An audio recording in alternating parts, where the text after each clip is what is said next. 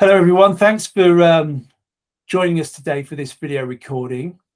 Today I'm joined by Ed and Kate from Montanaro. How are you doing, guys? We're doing well, thank you. Yeah, very good, thanks. Good to be here. Good. Right, well, I'll come on, we'll have a good conversation about what you guys are up to in a moment, but before we do that, I'll just run through a brief intro about what we're talking about today. Anyone watching this will probably be aware that Good Green Money, we're ethical investment, an ethical IFA firm. We invest our clients in portfolios of the best ethical funds out there. Montanaro are a prime example of a top-rated ethical investment house, and they've got some great funds there. So we're going to look into some of that today. To tell you a bit about Montanaro, it was set up by Charles Montanaro back in 1991, who's still the chairman of the business. You're based in the central London office, around 40 staff. You run 7 funds and you invest all over the world. And in total, your investments come to somewhere between £4 and £5 billion.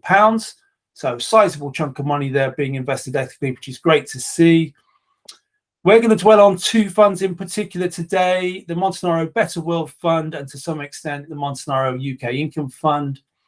As I said at the start of this, I'm joined by Ed Hewitt. Ed is Montanaro's Head of Sustainable Investment, and by Kate Hewitt. Kate's an ESG and Impact Specialist.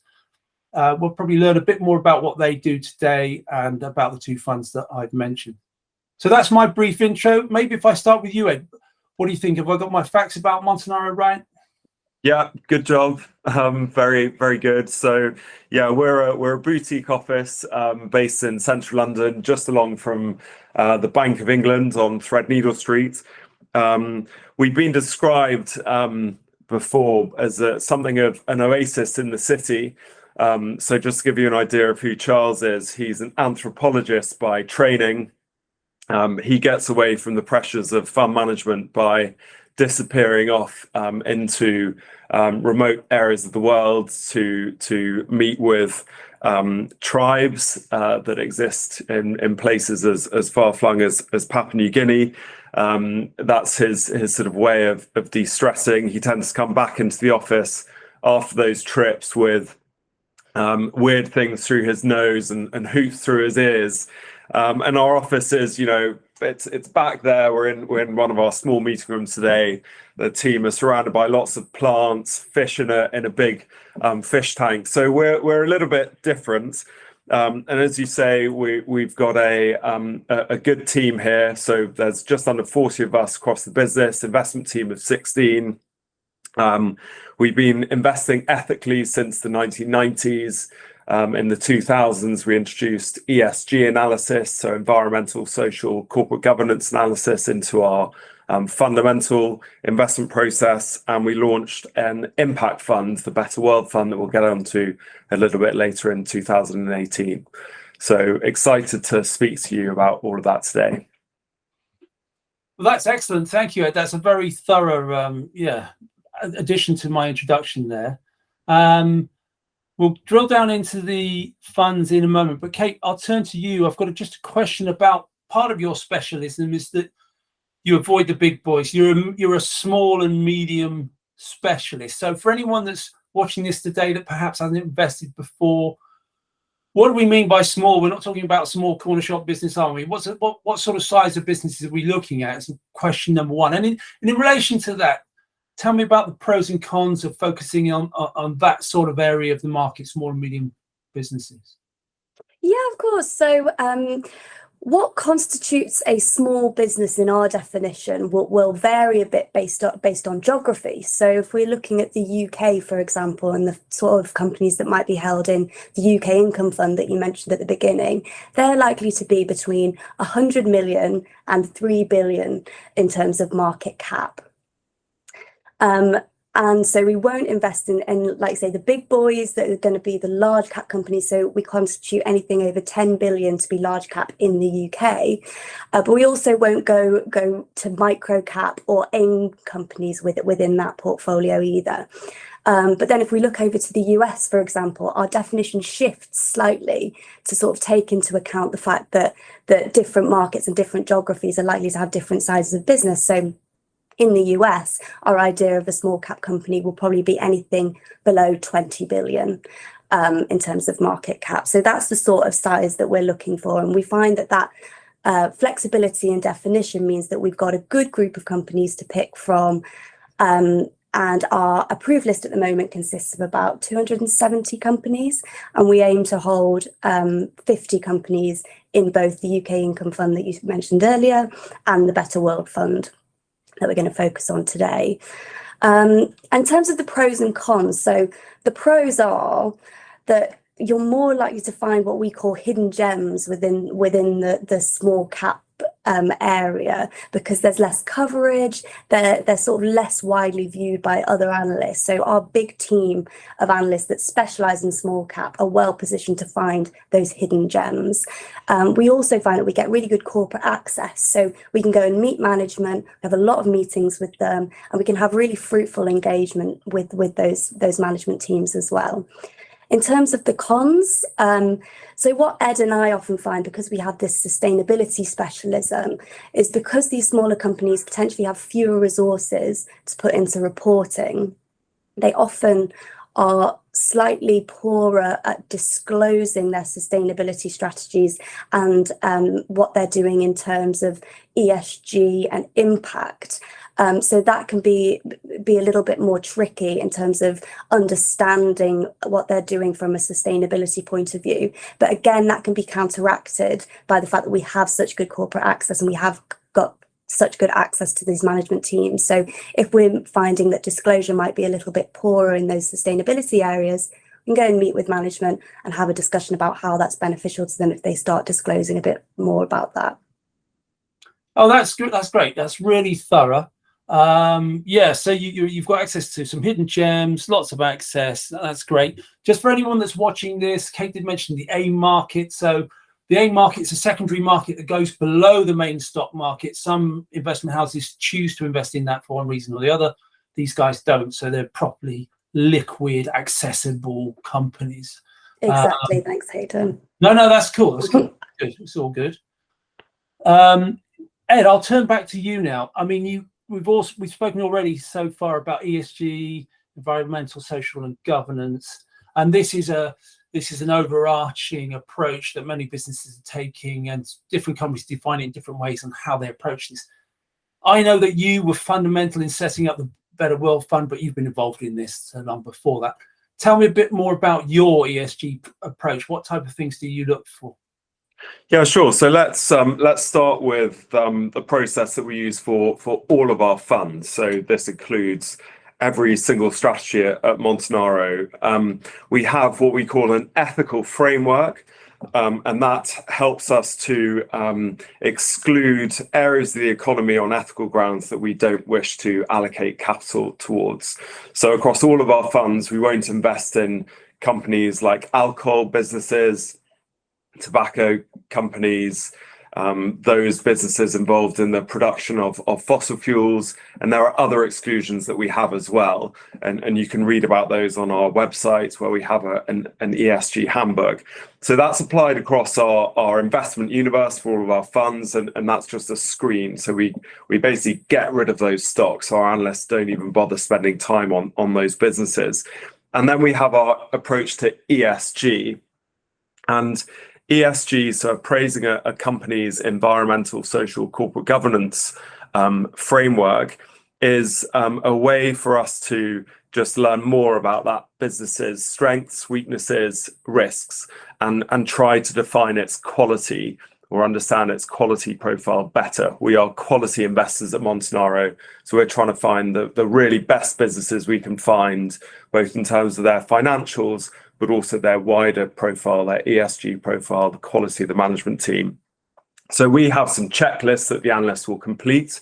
There's a section for environmental that will look at things like the carbon footprint of a business, the environmental intensity of that business. So, for example, how much carbon that company is emitting to generate its revenue. We'll look at the social profile of the business. We'll assess the strengths and weaknesses of their supply chain. We'll look at things like the percentage of women in the workforce. And then we'll look at their corporate governance setup. So the makeup of the board, the level of independence there, the level of executive remuneration.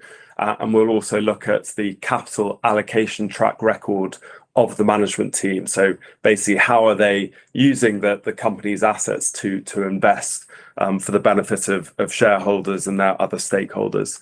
And that is just applied, as I said, to all funds at Montanaro. The Better World Fund goes a little bit further than that to look at what we class as impact. But I don't know if I'll pause there and maybe we'll come on to that in a minute. Let's not steal our thunder too soon. That's a great summary there of your ESG process overall. I guess if I turn back to you, Kate, in terms of your role as your ESG and Impact Specialist, a lot of the stuff that Ed's just spoken about, I guess in the day-to-day that you're involved with that, just tell me, how do you fit into this business? What do you do that people that don't take this as seriously as you guys do? What do you do that you can add to what Ed's just told me there? Yeah, so exactly, Haydon. So the sort of checklists and policies that Ed's just run through quickly there. What we do is we sit on the investment team and help our analysts to ensure that those policies, those processes are applied consistently throughout the investment process. So we've got a big team, there's different analysts, all specialists in different sectors to ensure, so we're making sure that when they're filling in their ESG checklists, when they're integrating what those ESG checklists throw out into that investment process, they're doing it in a cohesive way across the team. So we can be sure that the scores that our ESG checklist produces are going to be comparable between different companies. So we do that, and that's a big part of our day-to-day. We also look at the impact process. So Ed touched on it there. Companies that we hold within our Better World Fund need to not just meet our ESG checklists and the requirements in that, but they have to be producing products and services that are helpful to society. And the way we analyse that is through impact checklist as well. So we help our analysts in filling those out so we can identify impactful companies for the Better World Fund.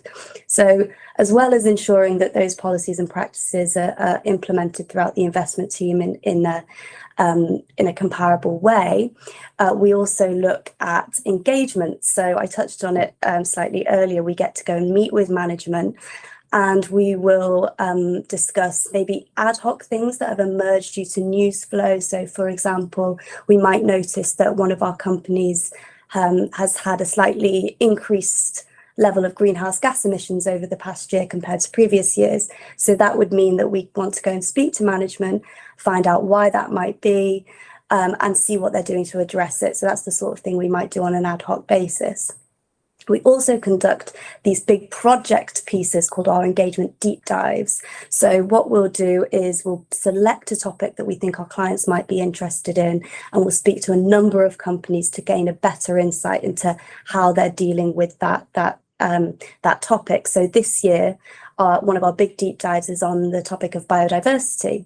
So we're speaking to companies to see how they're addressing their ecological footprint and how they're managing nature in surrounding their operations, basically.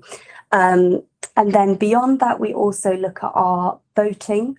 So as shareholders, we're eligible to vote at company meetings, and it's a good way of exercising our rights as stakeholders and ensuring that our views on ESG are being reflected by the company. And it's another way of expressing ourselves to management.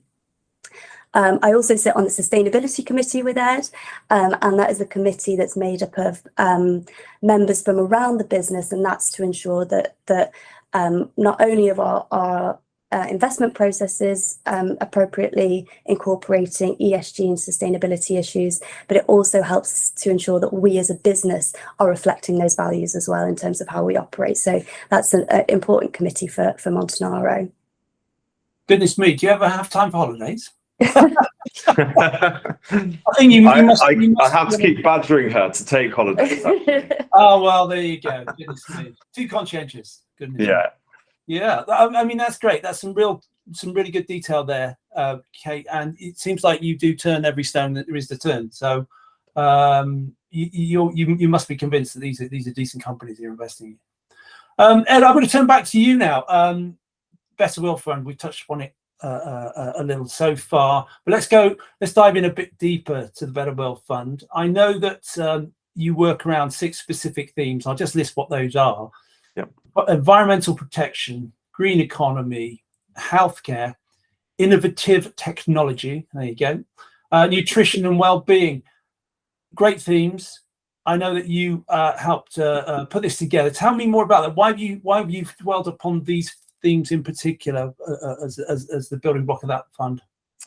Yeah, so I guess the genesis for our themes was a framework called the UN Sustainable Development Goals, and this is a framework formulated by the UN with the agreement of its country members to set a roadmap for the world to try to sort out some of the big problems that we see across the globe by 2030. So we were looking at this framework back in 2017 when we were thinking about launching the fund, and we thought, well, this is pretty interesting. It's been put together by the UN with the support of national governments. Is there a role for investors such as us to play in that? So I went and met with the United Nations Association in London to just learn a bit more about that framework, to try to understand whether there was a role for investors to support the themes. And we were provided with some really useful information, some good research that really led us to believe that there was an opportunity for investors. So we thought, okay, well, let's pull their thematic, their sustainable development framework into something that's a bit more concise, because they have lots of goals, lots of targets, lots of indicators. And we thought this is going to be a bit complicated for our investment team to sort of use to find companies. So let's distill it down to 6 investable themes. And we wanted them to be quite broad in nature. So we didn't want this just to be a climate change fund, for example. There are lots of those out there. We wanted it to be quite broad. And we identified 3 really big problems in the world that our themes tackle. The first is the climate crisis, which, you look at the science now, it's obviously overwhelming. We see it on a daily basis across the world. The second was the healthcare crisis, so spiraling costs of healthcare treatment, the need for new and innovative forms of healthcare provision to come to market. And the third was the social crisis, so the effects of changing demographics leading to social inequalities, across things like education, etc. So we thought, okay, these are 3 really big problems that we think our themes can try to tackle. There's this big impact opportunity to make. If we can find companies whose products and services are helping to address those problems by being aligned to our themes, then we're on to something pretty attractive there. The second opportunity was obviously the investment one. This fund has a fairly classical investment objective to deliver long-term capital growth to our investors. And so we have to identify companies that are going to deliver a return to us as investors. And again, the growth tailwinds behind these themes, behind the UN Sustainable Development Goals, it is huge.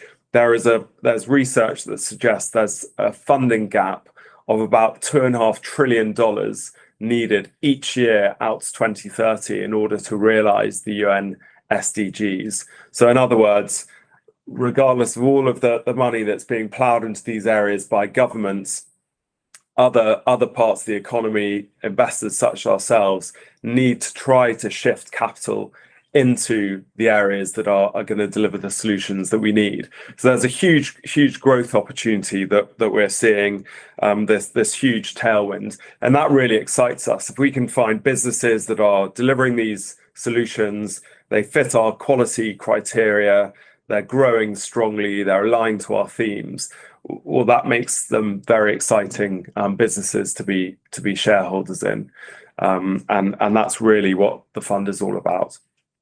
Oh, that's great. That's really detailed. Thanks very much, Ed. I mean, yeah, of course, every day new reports coming out about the climate crisis, and it's just overwhelming sometimes. So it's great that you're helping head this off head on. Healthcare and social as well, of course, fundamental for us all to have a better world going forward, of course. Ed, I'll stay with you for a minute, if I may. If we can just turn to the UK Income Fund, see how that differs. Obviously, it focuses on the UK, whereas the Better World is global. But tell me a bit more about the UK Income Fund. Yeah, so the UK Income Fund, it's not an impact fund. So that's the main sort of difference with the Better World Fund. The Better World Fund has that impact element. What the UK Income Fund has, though, is the application of our ethical framework to it, and also the ESG integrated investment approach that I touched on earlier. So that is fundamental to the investment approach. And then it is a quality growth fund that is delivering a decent return to investors that is a combination of growth and income. It invests in the UK predominantly. As Kate mentioned, it doesn't go into the AIM market, that secondary market.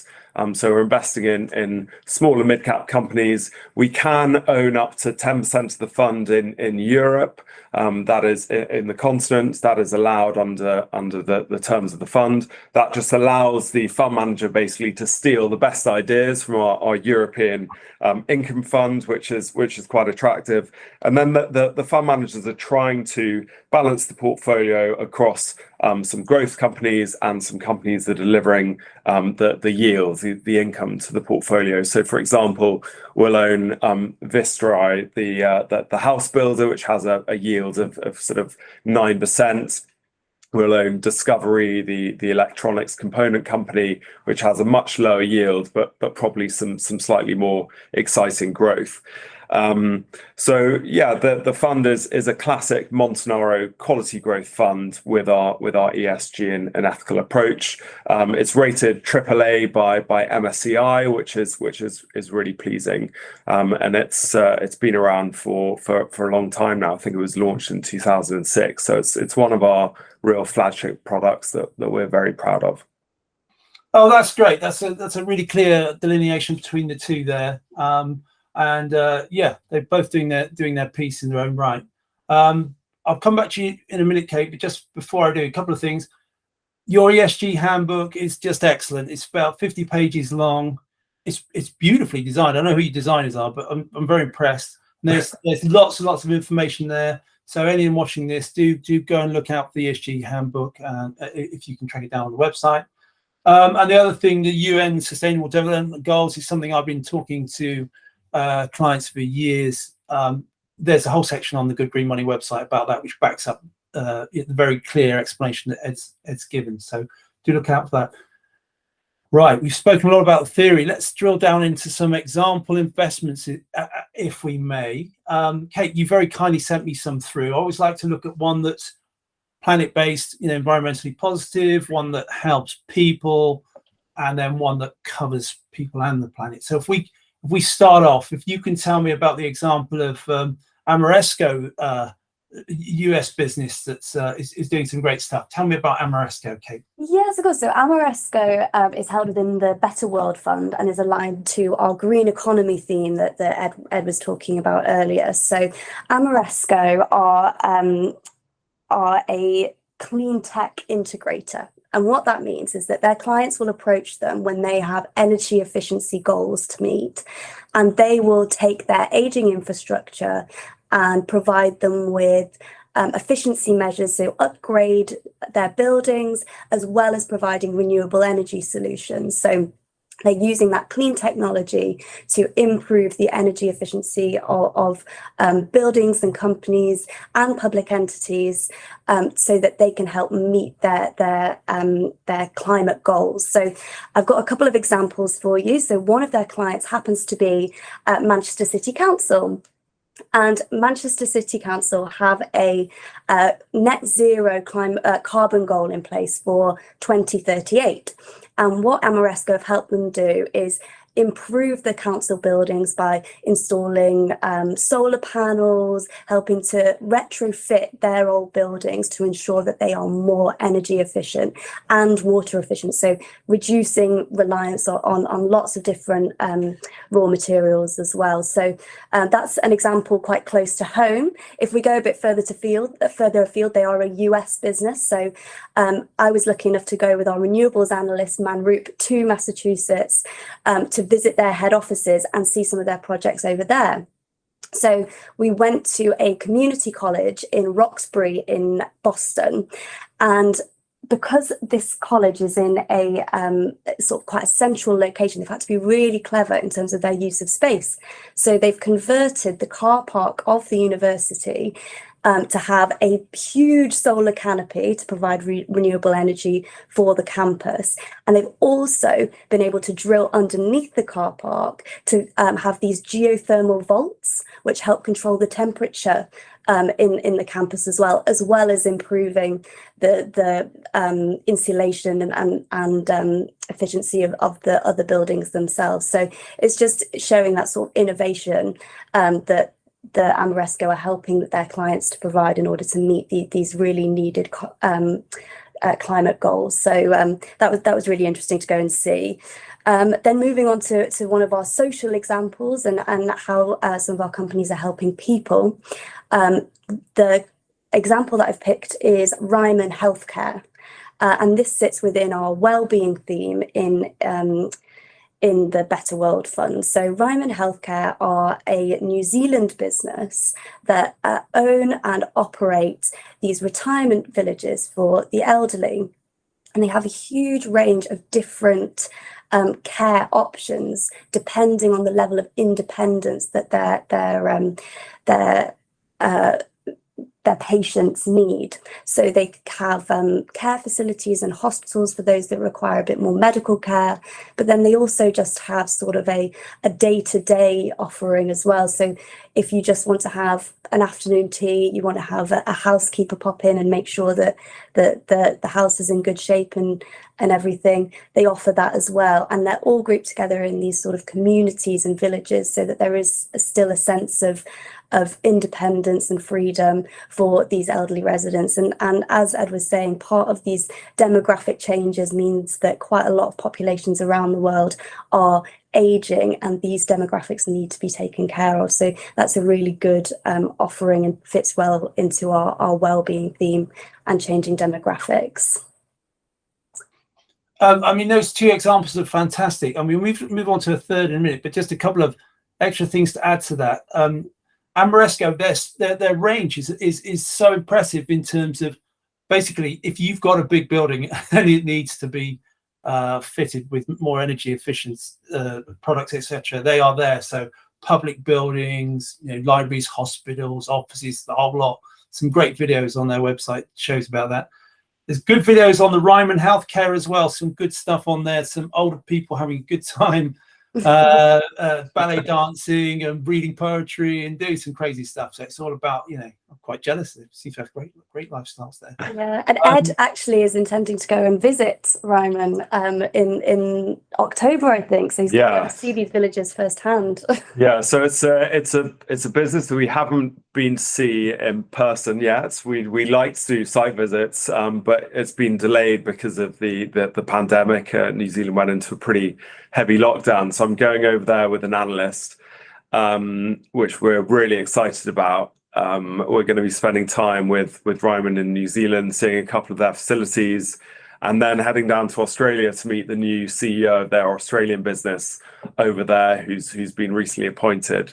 So yeah, it's going to be really fascinating to see, because the demographics over there just mean that the governments in New Zealand, Australia can't sort of solve the aging population trend on their own. So Ryman has a real place to play in all of that.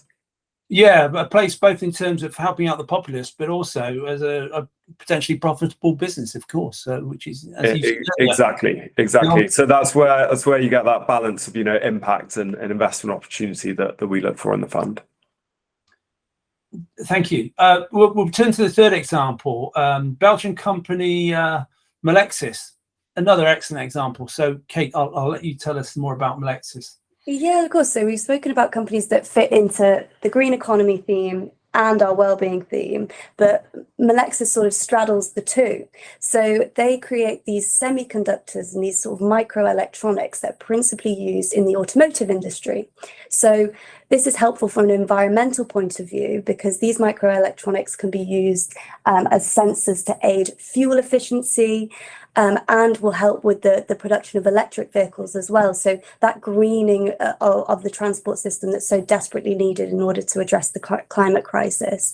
And then these sensors as well also help to improve the safety of vehicles as well. So this is where the well-being theme comes in. So they'll use physical signals like tire pressure and sort of light signals to be able to convert that into a electronic message within the car to help take corrective action should the driver or passengers be in danger. So I think that exemplifies quite well that it's not just companies that fit discreetly into these environmental or social buckets. You can also have companies that straddle the two as well. Yeah, no, that's fantastic. That's another really good example. So thank you for that. That's really added some extra colour to what you do. At this point, I like to play devil's advocate. We've said lots of great stuff, but as any good IFA has to do, they talk to a client, they say, these are the good things, these are the bad things. We still think you should go for it because, Ed, I'm going to throw a 4-part question at you, so be prepared for this. Firstly, I mean, if you're a cynic, I believe in this stuff. So, but if you are a cynic, you might say, okay, you're cutting down quite a small investment universe that you're looking at. Is that a problem? Have you got enough to choose from? Secondly, in relation to that diversity, I know you've touched upon this already, but there must be certain industries where you might overly focus too much if you're not too careful. Third part of the question, therefore, things can become volatile. Investments all move the same way. Is that an issue?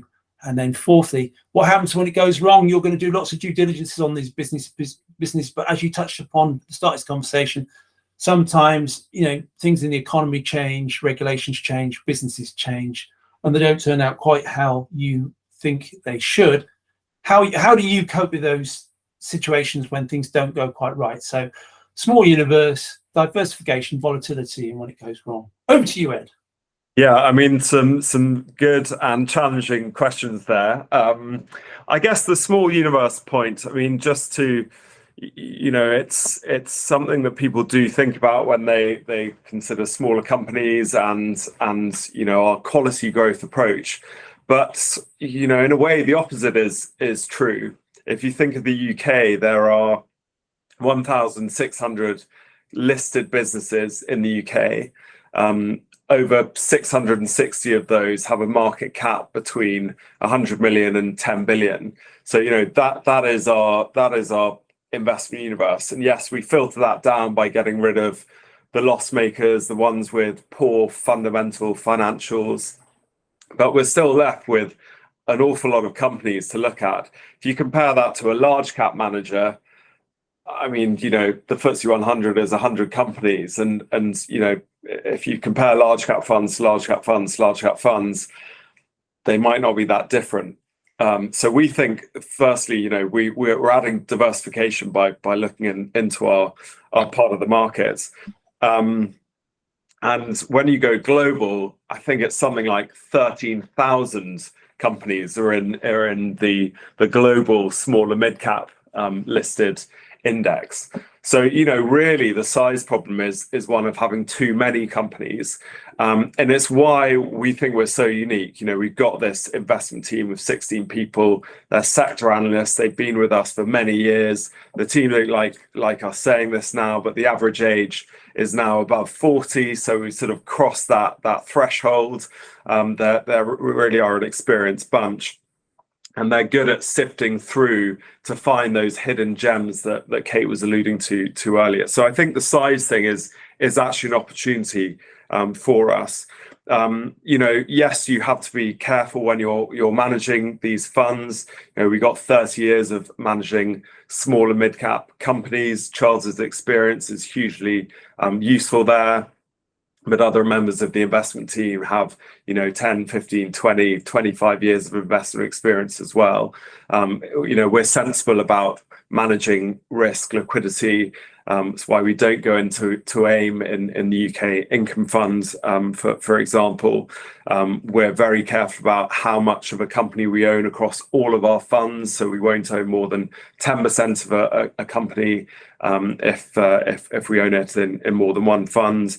And we'll be careful about letting position sizes get too big in funds. So we like to let our winners run, but we don't let them get too big. So, you know, there are managers out there who will hold, you know, their top 5 positions. They might have a couple of 8% holdings in there. You know, we'll tend to top slice at sort of 4 or 5% in our 50 stock portfolios.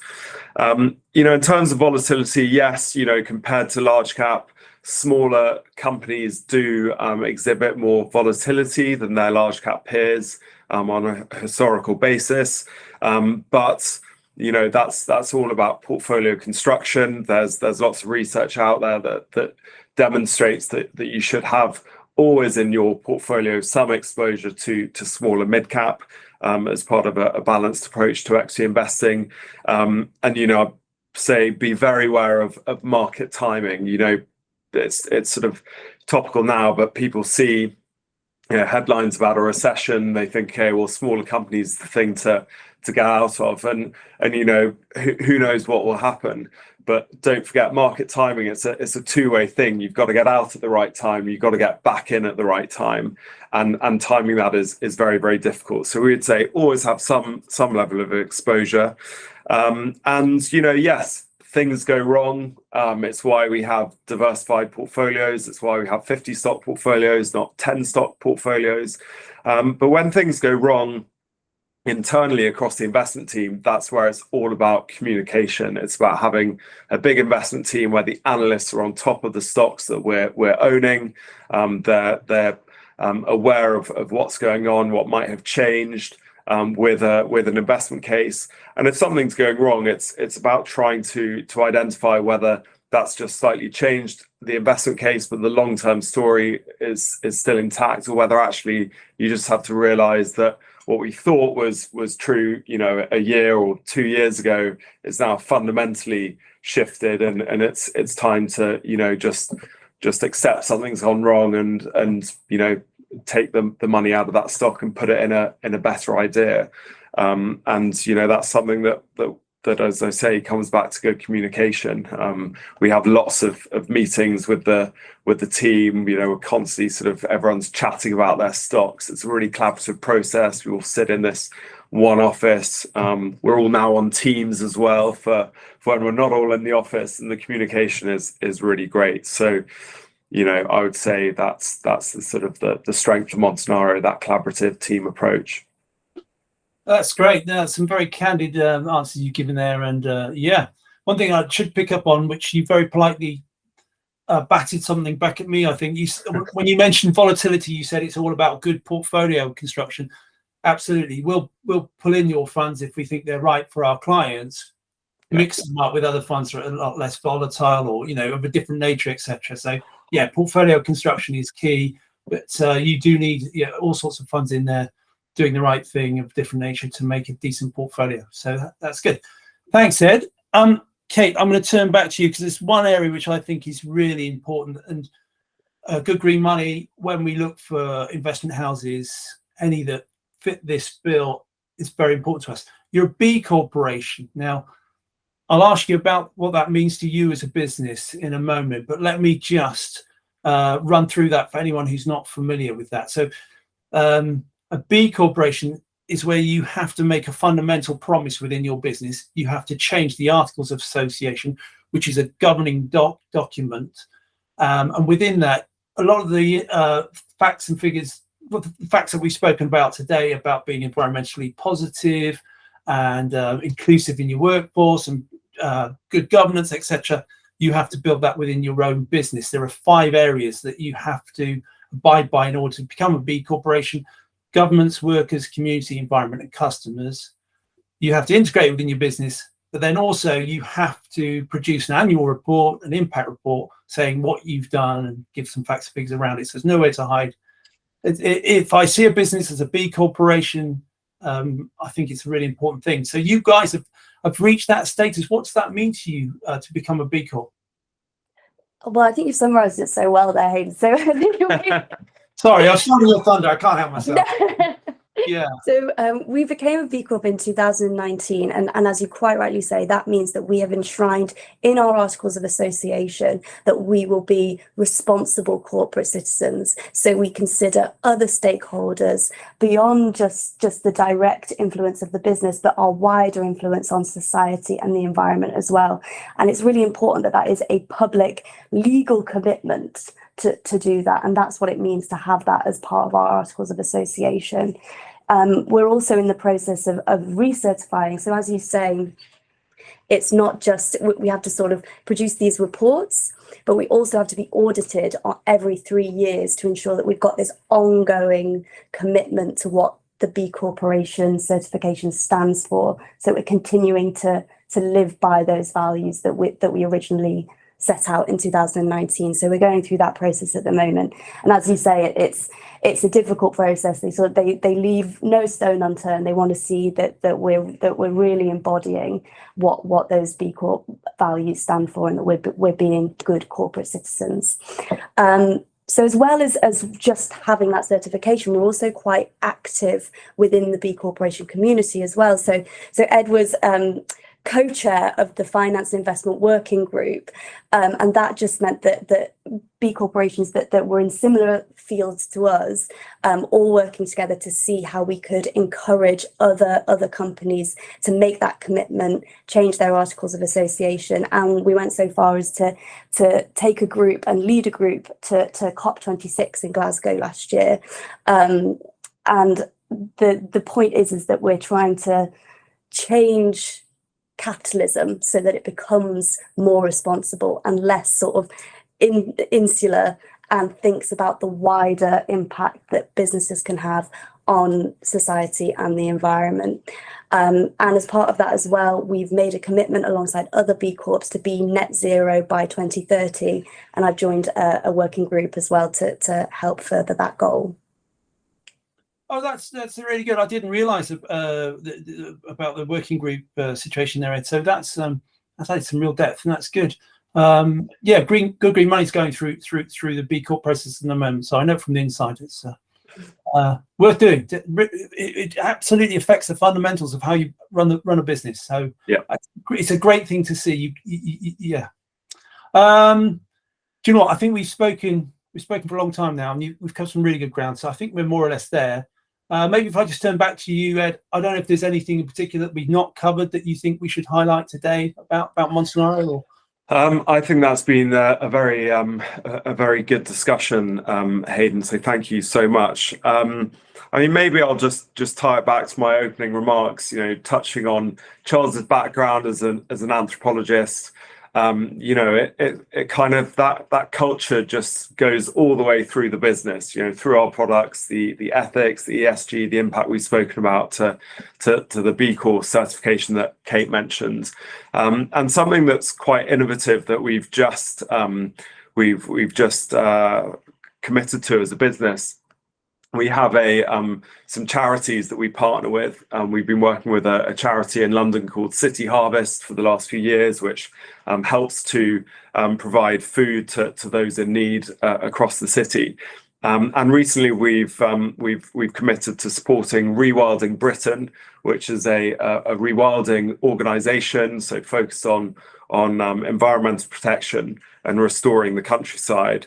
and we are working with the Dorset Wildlife Trust to help them rewild the river Sherford in Dorset, which is just such an exciting project to be part of from an employee perspective, but our clients have been really engaged in it as well. I went down with our CEO to look at the site in the summer. It's absolutely inspiring, and we're taking the team in October to get muddy and wet to help them as they start to re-wet part of what were natural wetlands, but have since been degraded. So, you know, it's a really exciting thing to be part of for all of us.